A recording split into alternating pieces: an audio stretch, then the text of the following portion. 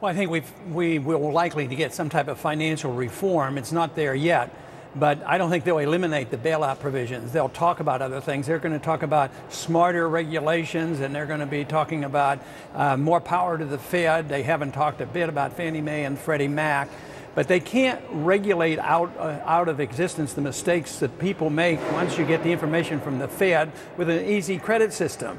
So yes, I don't think if we have another downturn. I think we're in the middle of a downturn. I think maybe the admission of our problems is a little bit less, but you know, the bankruptcies are still there, the housing excesses are still there, and they will bail out. I mean, that is the purpose of the monetary system. The Federal Reserve exists to be the lender of last resort. It's not going to abandon that philosophy. So yeah, expect it. Expect the taxpayers to get hit. Expect the people who try to save and be frugal and still have a job. They're the ones who will have to pay for the people who gamble.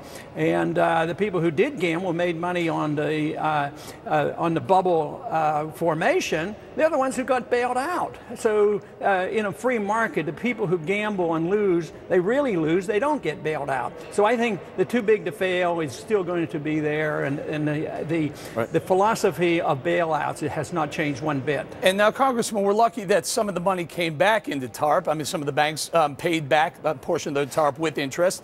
The problem I'm having here, sir, is all this money is sitting there. Now, it could go several ways. It could be given back to the taxpayer. It could be used to pay down debt, because God only knows how much China is into us for right now. They can almost pull the strings here. Or it could be used for small business. What would you say we should do with all that money that comes back into TARP? I'd write it off the debt and get on with the business of business. And that's what we need to do. We need to liquidate debt. We need to reduce debt. We need to get rid of the malinvestment. And we've done everything possible to prevent that from happening. If you or I go bankrupt or have trouble, we have to spend less, work harder, and pay down debt.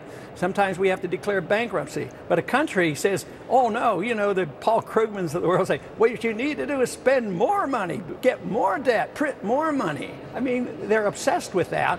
And it means that this will prolong our agony. We're doing exactly the same mistakes that we did in the 1930s. So this worry about a double dip, I think, is missing the point. I think we started dipping a good many years ago. I think we've been dipping for nearly 10 years. The standard of living has gone down. We've had underemployment. True, and unemployment right now is probably closer to 20%. So we're in a big mess, but they're still not telling us the truth about how bad it really is. All right, Congressman Paul, thank you very much. I appreciate your time. All right, some say get big government out of the way. No bank is too big to fail. Let them go. Judge Andrew Napolitano is here. Judge, Eric, is any institution, bank, car company, I don't know, suit maker, too big to fail? No, not by the government's estimation. Anybody who invests their money should bear the consequences of an inappropriate investment. That's the free market. Question, where has there been greater prosperity? Where there's central planning, where the government provides a safety net, where the government makes choices for you, or where there's individual investment, the opportunity to gain, and enduring your own risk? It's not even a close call. Congressman Paul is right on the mark. But the mentality in the government is that they will provide a safety net even when they claim they're not providing a safety net, because the president said this is not too big to fail. If you read it, it is too big to fail. It's got the $19 billion cushion in there, whether it comes from taxes or whether it comes from TARP. Let's talk about it. The CBO estimated that this whole reform bill would cost, just to implement, and I'm guessing bureaucratic offices, people working in offices, right, $21 billion. Where's the money coming from? Well, originally the money was going to come from a tax on the banks, which of course would be paid either by the shareholders of the banks, mom and pop and pension funds, or by those of us who utilize the services of the banks.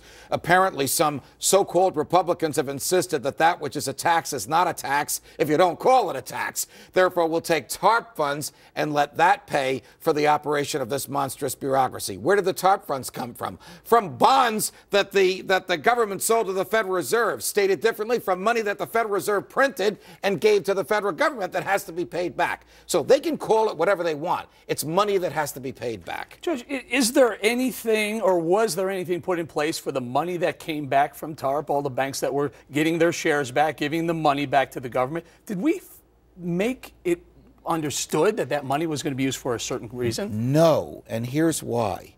You remember this, and most people watching us now remember this.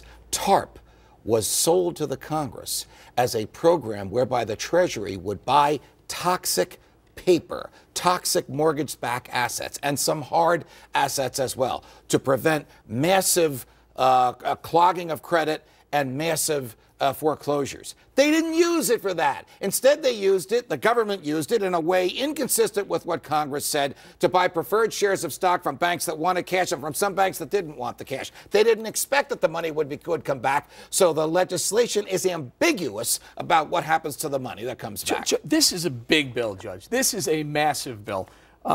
One of the things when we had this thing looked at, well, it ends too big to fail bailouts. It's in there. Congressman Paul said it's not going to be there in the final package. Why would it sit here so long, and then when this thing goes to a vote, a final package, a final decision, it evaporates, it goes away? How does that happen? Because Lyndon Johnson used to say two things you never want to watch being made are sausage and legislation. We know why you don't want to watch sausage being made. Legislation is not logic. It's not morality. It's not the law of economics. It's not even the law of physics. It's politics. It's horse trading. It's what do you have to do to get certain moderate Republicans to vote with the liberal Democrats to take away freedom of choice in the economy, and this is an example of it. Very good, very good.